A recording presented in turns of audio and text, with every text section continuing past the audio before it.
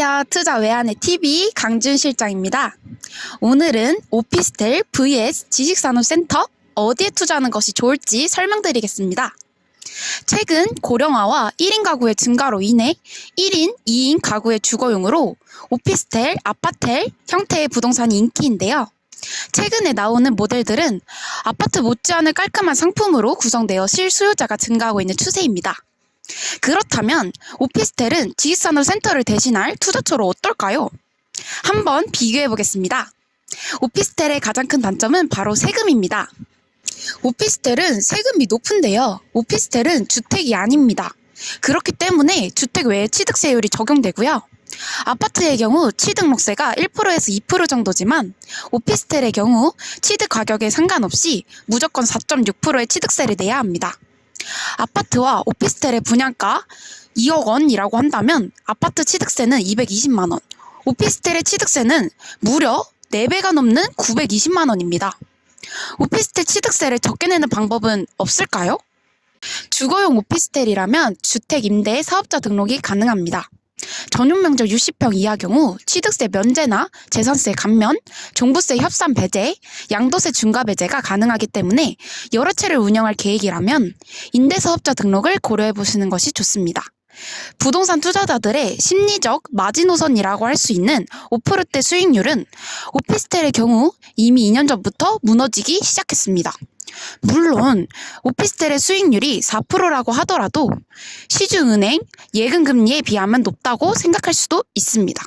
그러나 각종 세금과 관리 등의 요소를 고려하면 과연 그런지 곰곰이 생각해 봐야 합니다. 오피스텔의 특징에 대해서 이야기를 드리겠습니다. 우선 오피스텔은 관리비가 비쌉니다. 보통 관리비는 분양 면적을 기준으로 산정하는데 오피스텔은 아파트보다 복도, 계단, 주차장 등 공용 면적이 차지하는 비율이 높은 편입니다. 공용 면적까지 관리비로 계산되다 보니 관리비가 비싼 것은 당연합니다. 아파트 관리비의 1.5배 정도로 생각하시면 됩니다. 아파트의 경우 전용률이 차지하는 비율이 높아 관리비가 적은 편입니다. 반면 오피스텔의 경우 전용률이 45%에서 50% 수준으로 낮습니다. 게다가 법 규정상 발코니를 지을 수 없기 때문에 열 효율이 낮아 기본 난방비 등이 포함되기 때문에 관리비가 많이 나오는 것입니다. 관리비 가운데 비중을 가장 많이 차지하는 것은 계절별 냉방과 난방일 것입니다. 투자 시 공용으로 사용하는 중앙 냉난방 시설보다는 자신이 사용한 만큼만 내는 개별 냉난방 시설을 갖춘 오피스텔은 표면적으로 월세가 다소 비싸게 느껴질 수 있습니다. 하지만 관리비까지 포함해서 계산해보면 중앙 냉난방보다 총 비용이 낮은 경우가 많습니다. 또한 오피스텔은 공용관리비까지 내야 하는데요. 공용관리비는 공용으로 사용하는 면적에 대한 관리비를 총 세대수로 나눈 금액입니다. 총 세대수가 많은 오피스텔일수록 공용관리비는 그만큼 줄어들게 됩니다. 공용관리비를 줄이고 싶다면 오피스텔을 선택할 때 인근에 상업시설이 적은 오피스텔을 선택하셔야 합니다. 상업시설이 많을수록 공용공간이나 시설을 이용하는 사람이 많아져 공용관리비도 높아지기 때문입니다. 여기서 관가해서는 안 되는 부분은 바로 중개수수료인데요. 오피스텔의 특성상 단기거주 세입자들이 많기 때문에 계약 만료 후 매번 발생하는 부동산 중개수수료도 임대인에게 부담이 됩니다. 오피스텔을 분양받는 경우에도 중개수수료는 들어가기 마찬가지입니다. 서울을 기준으로 보면 5천만 원 미만의 부동산인 경우 최대 중개수수료는 25만 원, 5억 1천만 원에서 2억 원 미만의 최대 80만 원을 넘길 수 없는데요.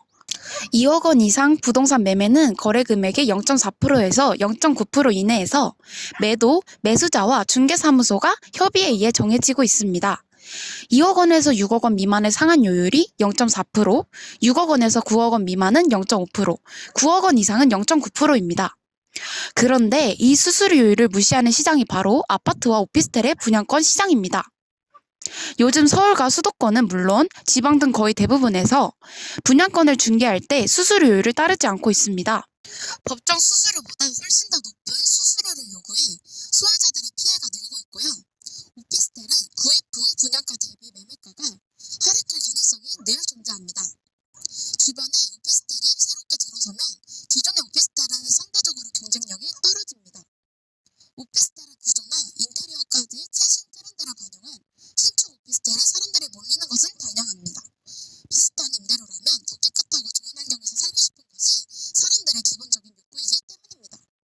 이런 상황을 예기치 못하고 잘못 구매한 오피스텔은 말 그대로 골칫덩어리가 될 수 있는데요. 오피스텔을 팔고자 마음먹은 경우에도 수요층이 아파트에 비해 적은 편입니다. 그러다 보니 당연히 아파트보다 황금성이 떨어지고요. 오피스텔의 투자와 입주 물량을 살펴보면 상황은 그렇게 긍정적이지 않습니다. 2017년 8월 2일 부동산 대책에 영향이 크다고 할 수 있습니다. 8월 2일 부동산 대책의 풍선 효과로 지식산업센터의 투자에 대한 관심도 상당히 높아졌습니다. 오피스텔은 청약 조정 대상과 투기 과열 지구에서 전매 제한이 있는 반면 지식산업센터는 각종 규제를 모두 피했기 때문인데요. 반면 지식산업센터의 경우 오피스텔처럼 단기 임대 수요가 아닌 5년 이상 장기 계약을 하는 기업체 위주의 안정적인 임차인이 확보되어 있습니다. 또한 갑작스럽게 주변에 지식산업센터가 개발되어 수요가 한쪽으로 몰리는 현상도 없습니다. 입주 기업을 중심으로 모든 것이 움직이기 때문에 직장이라는 수요의 중심인 지식산업센터가 투자해야 되는 이유였습니다. 지금까지 제 이야기를 여러분께 진심으로 전해드렸습니다. 지식산업센터에 관심 있으신 분, 임대사업을 해보시고 싶으신 분, 소액투자로 부동산 투자하고 싶으신 분, 아래 번호로 연락주시거나 1:1 상담 부탁드리겠습니다.